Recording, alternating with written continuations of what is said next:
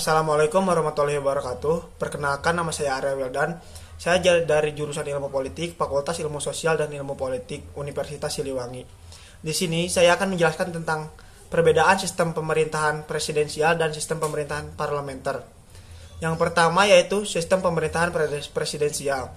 Sistem pemerintahan presidensial merupakan sistem pemerintahan di mana kepala pemerintahan dipegang oleh presiden dan juga pemerintahan tidak bertanggung jawab kepada parlemen atau legislatif. Menteri bertanggung jawab kepada presiden karena presiden berkedudukan sebagai kepala negara sekaligus pemerintahan. Contoh, negara Pakistan, Argentina, Filipina, dan juga Indonesia.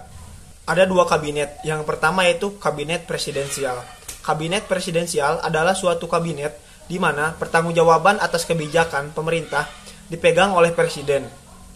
Presiden merupakan jabatan sebagai Perdana Menteri sehingga para menteri tidak bertanggung jawab kepada parlemen atau DPR, melainkan kepada presiden. Contoh negara yang mengandung sistem kabinet presidensial adalah Amerika Serikat dan juga Indonesia. Yang kedua yaitu kabinet ministerial. Kabinet ministerial adalah suatu kabinet yang dalam menjalankan kebijakan pemerintahan baik seorang menteri secara sendiri-sendiri maupun bersama-sama, anggota kabinet bertanggung jawab kepada parlemen atau DPR. Contoh negara yang menggunakan sistem kabinet adalah negara di Eropa Barat. Selanjutnya yaitu unsur pemerintahan presidensial. Menurut Rothag, pemerintahan presidensial terdiri dari 3 unsur, yaitu yang pertama, presiden yang dipilih rakyat memimpin pemerintahan dan mengangkat pejabat-pejabat. Yang selanjutnya yaitu presiden dengan Dewan Perwakilan memiliki jabatan yang tepat, tidak bisa saling menjatuhkan. Dan yang terakhir yaitu tidak ada status yang tumpang tindih antara badan eksekutif dan juga badan legislatif. Ciri-ciri sistem pemerintahan presidensial.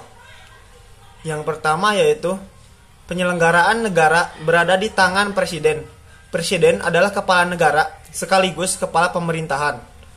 Yang kedua yaitu kabinet atau Dewan Menteri. Dibentuk oleh presiden, kabinet bertanggung jawab kepada presiden dan tidak bertanggung jawab kepada parlemen atau legislatif. Yang selanjutnya yaitu presiden tidak bertanggung jawab kepada parlemen. Hal ini dikarenakan presiden tidak dipilih oleh parlemen. Yang selanjutnya yaitu presiden tidak dapat membubarkan parlemen seperti dalam sistem parlemen. Dan yang terakhir yaitu parlemen memiliki kekuasaan legislatif dan sebagai lembaga perwakilan anggota parlemen dipilih oleh rakyat. Kelebihan dan kekurangan sistem pemerintahan presidensial. Yang pertama yaitu kelebihan sistem pemerintahan presidensial, yaitu badan eksekutif lebih stabil kedudukannya karena tidak tergantung kepada parlemen. Yang selanjutnya, masa jabatan pada eksekutif lebih jelas dengan jangka waktu tertentu. Misalnya, masa jabatan Presiden Amerika Serikat adalah 4 tahun. Presiden Indonesia adalah 5 tahun. Yang selanjutnya yaitu penyusunan program kerja kabinet disesuaikan dengan jangka waktu masa jabatannya. Dan yang terakhir yaitu legislatif bukanlah tempat kaderisasi untuk jabatan-jabatan eksekutif karena dapat diisi oleh orang luar, termasuk anggota parlemen sendiri. Kekurangan sistem pemerintahan presidensial. Yang pertama yaitu kekuasaan eksekutif di luar pengawasan langsung legislatif sehingga dapat menciptakan kekuasaan mutlak. Yang kedua yaitu sistem pertanggungjawaban kurang jelas. Yang terakhir yaitu pembuatan keputusan kebijakan publik umumnya hasil tawar-menawar antara eksekutif dan juga legislatif sehingga dapat terjadi keputusan tidak tegas dan memanfaatkan waktu yang lama. Sistem pemerintahan parlementer. Sistem pemerintahan parlementer merupakan suatu sistem pemerintahan di mana pemerintahan bertanggung jawab kepada parlemen. Dalam sistem pemerintahan ini, parlemen mewujudkan kekuasaan yang besar dan juga mempunyai wewenang untuk melakukan pengawasan terhadap eksekutif. Menteri dan Perdana Menteri bertanggung jawab kepada parlemen, contohnya negara kerajaan Inggris, Belanda, India, Australia, dan juga Malaysia. Ciri sistem pemerintahan parlementer. Yang pertama yaitu badan legislatif atau parlemen adalah satu-satunya badan yang anggotanya dipilih langsung oleh rakyat melalui pemilihan umum. Yang kedua yaitu badan lembaga legislatif. Yang ketiga, anggota parlemen terdiri atas orang-orang dari partai politik yang memiliki peluang besar untuk memiliki pemilihan umum. Yang keempat yaitu pemerintahan atau kabinet terdiri dari atas para menteri sebagai pemimpin kabinet.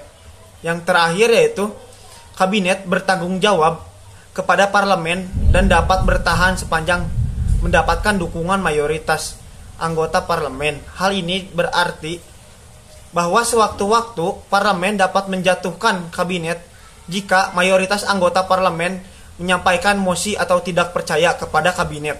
Kelebihan dan kekurangan sistem pemerintahan parlementer. Yang pertama yaitu kelebihan sistem pemerintahan parlementer. Pembuatan kebijakan dapat diganti secara cepat karena mudah terjadi penyesuaian terhadap badan eksekutif dan juga badan legislatif. Hal ini karena kekuasaan eksekutif dan juga legislatif berada pada partai atau koalisi partai. Dan yang selanjutnya yaitu garis tanggung jawab dalam membuat dan pelaksanaan kebijakan publik jelas. Dan yang terakhir yaitu adanya pengawasan yang kuat dalam parlemen terhadap kabinet sehingga kabinet menjadi hati-hati dalam menjalankan pemerintahan. Dan yang selanjutnya yaitu kekurangan sistem pemerintahan parlementer. Kedudukan badan eksekutif kabinet yang sangat tergantung pada mayoritas dukungan parlemen sehingga sewaktu-waktu kabinet dapat dijatuhkan oleh parlemen. Yang selanjutnya, kelangsungan kedudukan badan eksekutif atau kabinet tidak ditentukan berakhir sesuai dengan masa jabatannya karena sewaktu-waktu kabinet dapat dibubarkan. Dan yang terakhir yaitu kabinet dapat mengendalikan parlemen. Hal ini terjadi apabila anggota kabinet adalah anggota parlemen dan berasal dari partai mayoritas karena pengaruh mereka yang besar di parlemen ataupun partai, anggota kabinet dapat menguasai parlemen tersebut. Sekian penyampaian materi yang bisa saya dapat sampaikan. Mohon maaf bila ada salah kata dalam penyampaian materi. Wassalamualaikum warahmatullahi wabarakatuh.